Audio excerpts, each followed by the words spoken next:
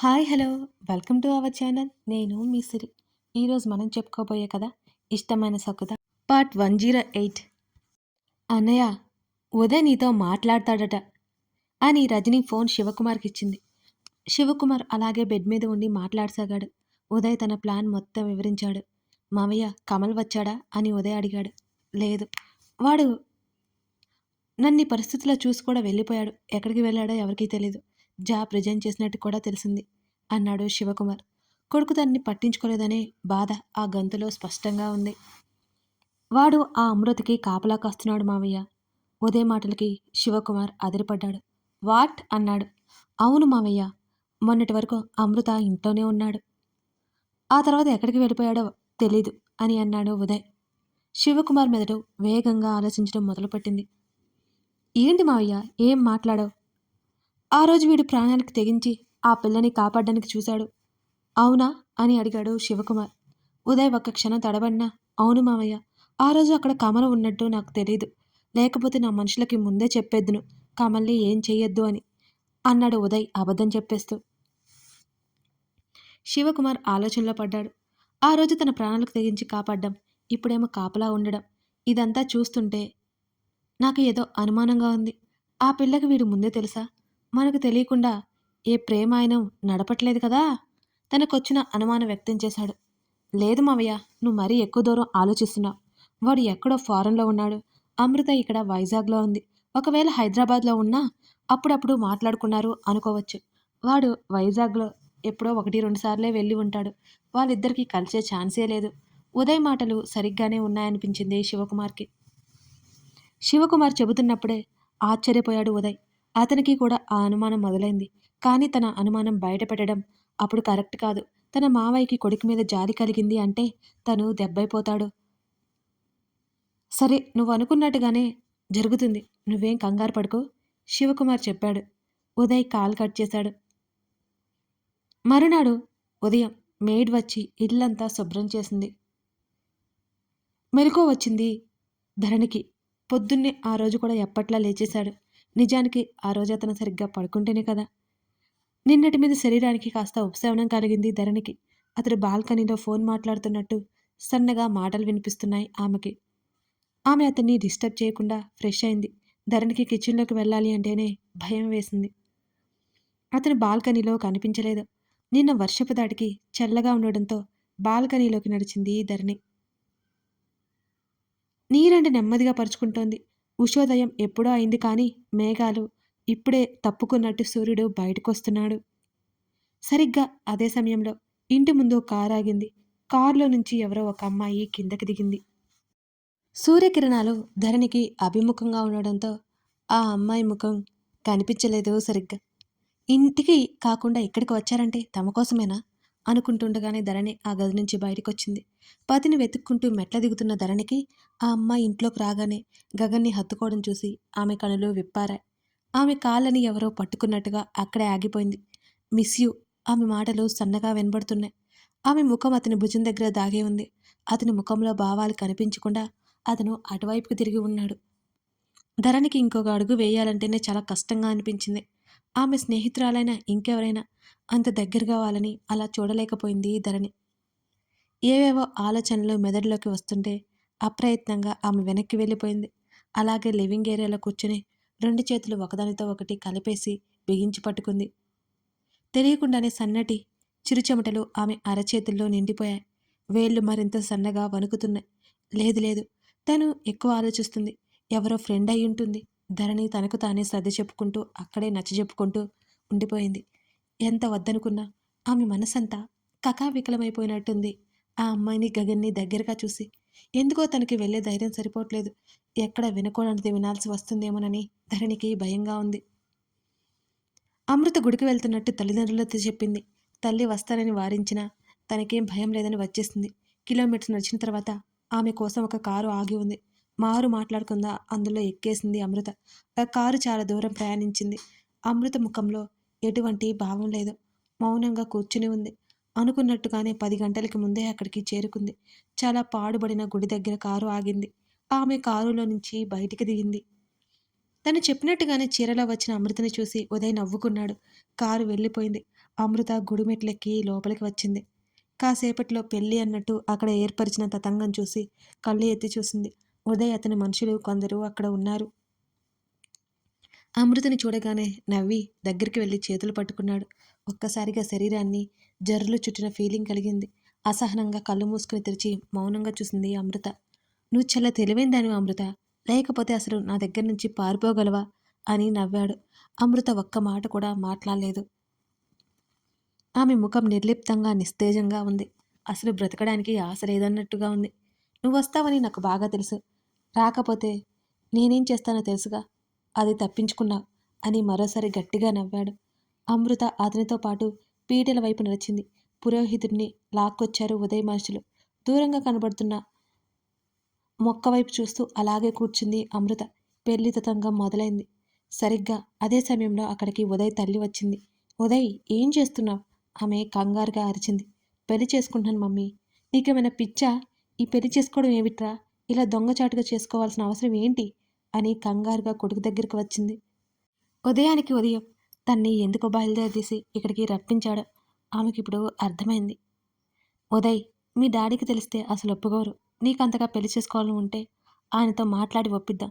కొడుకు భుజం మీద చేయి వేసి ఆమె నచ్చజెప్పడానికి చూసింది. నా పెళ్లిలో నువ్వు ఉంటావని తీసుకొచ్చాను, అంతేగాని నువ్వేదో చెప్తావని కాదు. కూర్చో అంటూనే తన మనుషులకు సైగ చేయగానే కుర్చీ తీసుకొచ్చి వేశారు ఆమెకి. ఉదయ్, ఇది కరెక్ట్ కాదు. ఈ మధ్య కొడుకు ఎన్ని రోజులుగా ఎటు వెళ్ళాడో తెలియని ఆవిడ ఇప్పుడు కొడుకు కనిపించగానే అతను చేస్తున్న పనులకి అయోమయంలో పడిపోయింది.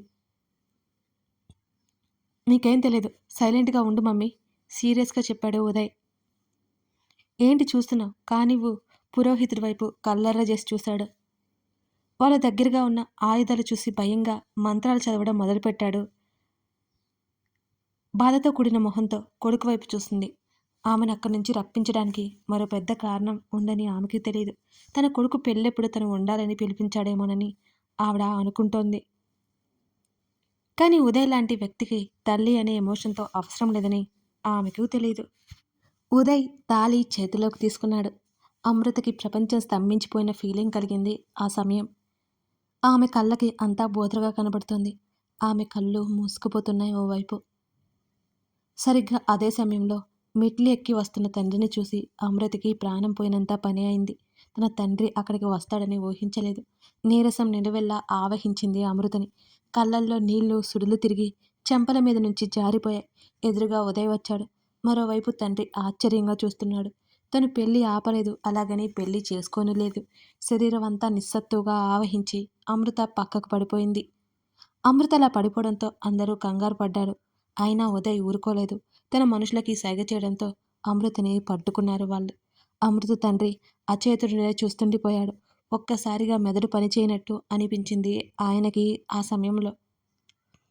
మరో గంట తర్వాత అమృతకి సన్నగా మాటలు వినబడుతుంటే కళ్ళు తెరిచింది అమృత. హఠాత్తుగా ఏదో గుర్తుకొచ్చినట్లు గబుక్కున మెడలో తలుముకుంది. ఆమె మెడలో మంగళసూత్రాలు కనిపించగానే ఒక్కసారిగా ఆమె గుండె ఆగినంత పనైంది. రెండు చేతుల్లో ముఖం దాచుకుని ఏడవసాగింది. తన ఇంట్లో, తన గదిలోనే ఉంది తను. ఆమె ఏడుపు హృదయ విదారకంగా మారి ఆ గదిలో ప్రతిధ్వనించింది. తన భుజం మీద ఎవరిదో స్పర్శ పడగానే ఉలిక్కి పడింది. అది గుర్తించే స్థితిలో కూడా లేదు ఆమె. తన తండ్రికి ఇప్పుడు తను ఏమిదని సమాధానం చెప్పాలి? తనని పెళ్లి చేసుకుని చంపేసి వెళ్లకుండా ఇక్కడ ఎందుకు పడేసి వెళ్ళిపోయాడు ఉదయ్? అమృతకి అర్థం కాలేదు. అమృత మెదడంతా పనిచేయలేదు. ఆమె తల ఎత్తి చూడనేలేదు అసలు.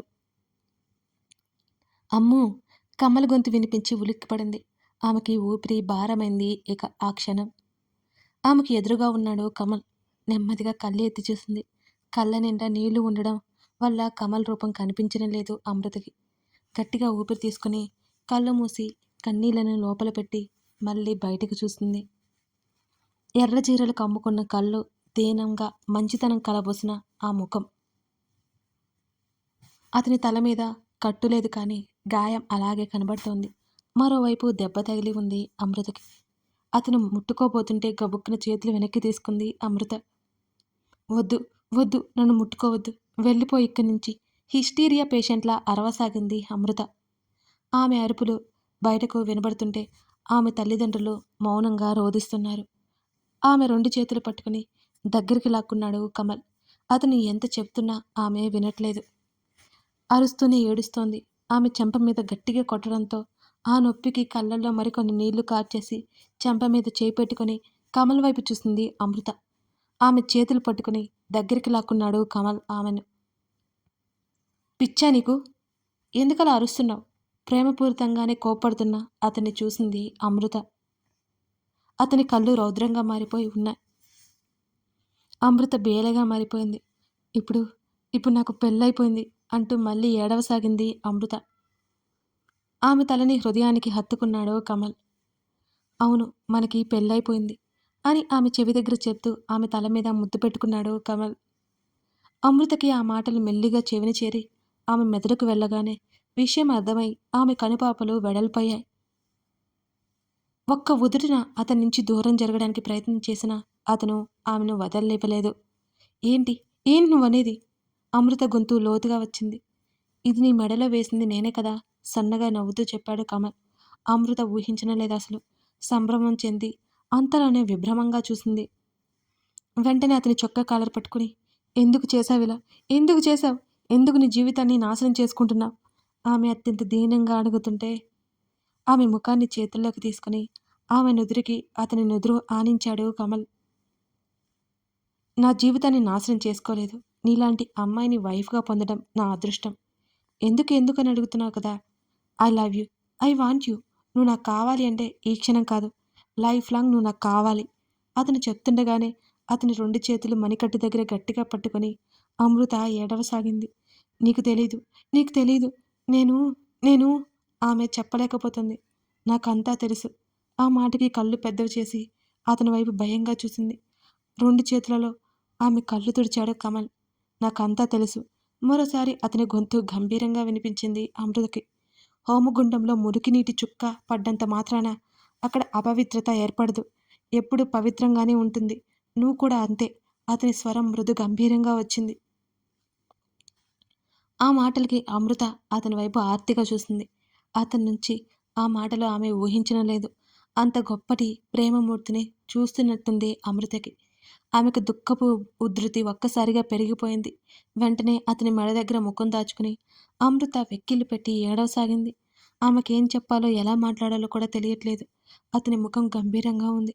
అతని కళ్ళు ఏటో చూస్తున్నాయి. అతని ఎడమ కంటిలో నుంచి జారుతున్న కన్నీటి ధారను అమృత భుజం మీద పడకుండా చూపుడు వేలితో తుడిచేసుకున్నాడు. ఆమె తలని అతను చెయ్యి నిమురుతూనే ఉంది.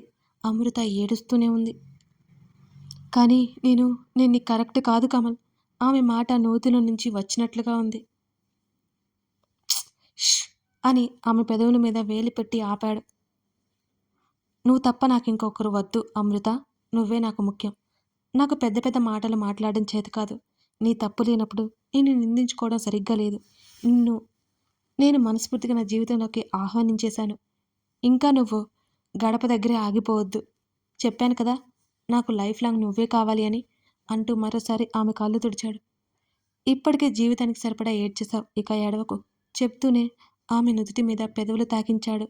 అమృతకి మనసు ఒప్పట్లేదసలు. కథ కొనసాగుతుంది. మరి కమల్ చేసింది కరెక్టే అంటారా? అమృత నిర్ణయం ఇక ఏమై ఉంటుంది? కమల్ అమృతని వదిలి వెళ్ళిపోకుండా ఉంటాడా? అమృత అతన్ని వదులుకుంటుందా? అసలు ఉదయ్ ఏమైపోయాడు? కమల్ ఎలా పెళ్లి చేసుకున్నాడు అమృతని? ఇవన్నీ తెలుసుకోవాలి అంటే తర్వాత భాగం చూడాల్సిందే. లైక్ చేయడం మర్చిపోవద్దు ఫ్రెండ్స్. Thank you.